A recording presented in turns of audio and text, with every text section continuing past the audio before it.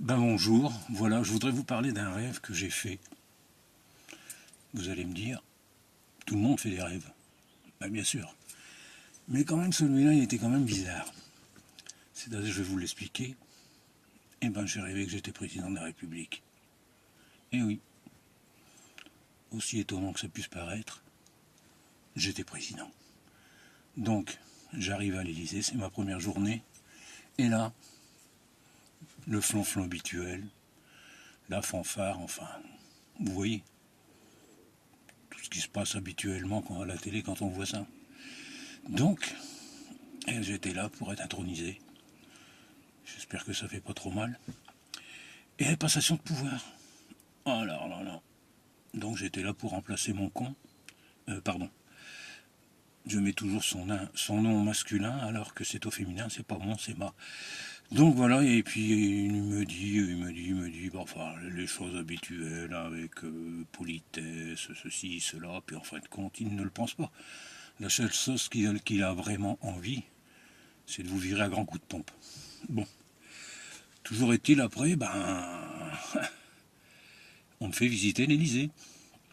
Et là, commence ma surprise. On me fait visiter ma chambre, le salon, cuisine privée, enfin un truc démentiel. J'ai jamais vu ça de ma vie. Et en plus, celui qui me fait visiter, il dit si les meubles ne vous plaisent pas, on peut les changer. Les changer? Pourquoi faire? Moi j'ai déjà été à Ikea, Conforama, j'ai jamais vu des meubles aussi beaux. Pourquoi je les changerais? Bon, toujours, bah, allez. Donc on continue la visite et puis là on arrive dans la cave. Cave à vin plutôt. Oh. Il m'a dit,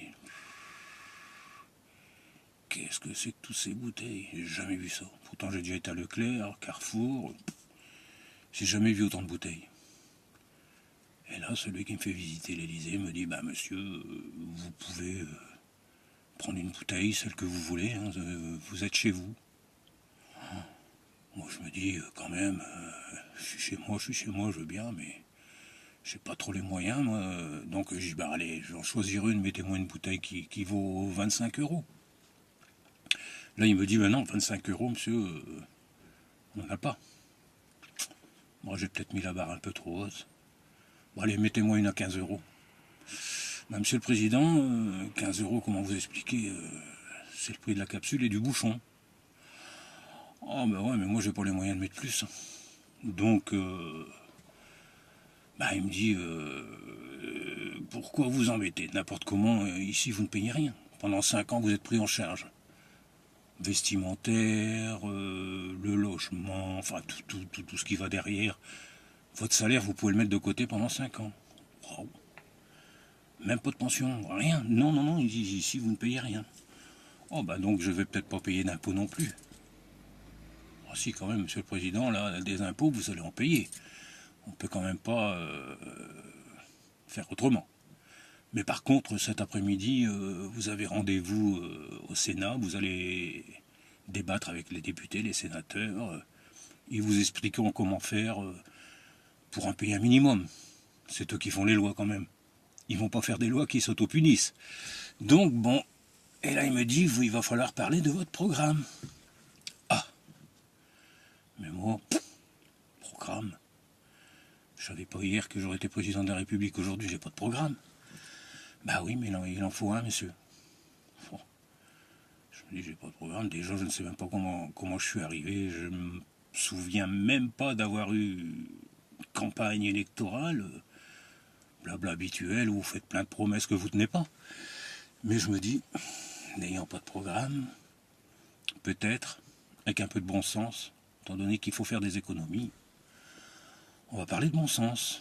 Donc, arrivé au Sénat l'après-midi pour présenter mon programme, je me suis dit, comment faire? Voilà, je vais trouver une solution. Depuis 25 ans, il y a de plus en plus de partis politiques, on va dire 400, avec ceux qui sont connus et les sous-partis qui alimentent les gros partis, enfin, on va dire il y en a à peu près 400. Donc, je vais faire un référendum, je vais demander aux Français s'ils sont d'accord pour 2, 3 ou 4 ou 5 partis politiques, c'est à eux de décider. Et ensuite, selon ce qu'ils vont décider, il y aura un deuxième tour où, à la proportionnelle, les 3, 4 ou 5 partis seront automatiquement élus partis réels, mais pas sous-partis. Et ils pourront comme ça, et puis surtout, faire gagner des centaines de millions d'euros à la France, parce que pour alimenter tout ça, ça doit quand même coûter pas mal. Bon, là, j'ai vu quand même sur les visages des députés et sénateurs qui n'étaient pas trop contents. Ah, là, je me suis dit, avec ce que je vais vous dire après, vous allez être encore moins content de ce que vous allez entendre. Donc, on va parler de quelques centaines d'euros millions de bénéfices pour la France. Et maintenant, on va parler de vous, messieurs, sénateurs et députés. 577 députés, 348 sénateurs. Ça fait quand même pas mal pour un petit pays comme le nôtre. Donc, aussi pareil, nous allons refaire un référendum. Nous allons demander aux Français s'ils sont d'accord pour avoir un parti, disons un député, un sénateur, par département, et pas plus. Bon, vous allez me dire, c'est pas possible, il va y avoir à peu près 800 députés et sénateurs qui vont se retrouver au chômage. Oui, c'est sûr qu'ils vont se retrouver au chômage, mais enfin, si l'on vous écoute bien, messieurs, vous dites toujours que vous faites vous êtes lancés dans la politique par amour pour la France. Et là, nous allons voir si vraiment vous avez de l'amour pour la France. Créer des entreprises, embaucher des chômeurs, plutôt que de coûter de l'argent à la France, vous allez donner un petit coup de pouce, et surtout pas mal d'argent. Bon, là j'ai vu que personne n'était d'accord avec moi. Donc j'ai dit, écoutez, étant donné qu'il faut une nouvelle politique, je pense que c'est la meilleure, ça fait quand même gagner des centaines de millions d'euros. Ils me disent, mais comment voulez-vous qu'on crée des entreprises? Déjà, les entreprises ferment. Je pense qu'il y a des solutions. Tout ce qui est importé, on n'a qu'à surtaxer tout ce qui est importé. Et quand disons que les Français verront que leurs vêtements coûtent aussi cher que ceux qui sont créés en France, automatiquement les entreprises seront créées. On reviendra à la normale en France. Ensuite, parlons de l'ISF. L'ISF, c'est sûr qu'il y a des milliardaires qui sont pas sympas, qui mettent leur argent dans des paradis fiscaux. Bon, mais ces paradis fiscaux, quelque part, s'ils existent, c'est que les lois les autorisent. Donc, il suffit d'une chose, changer les lois, de façon à ce que l'argent reste en France.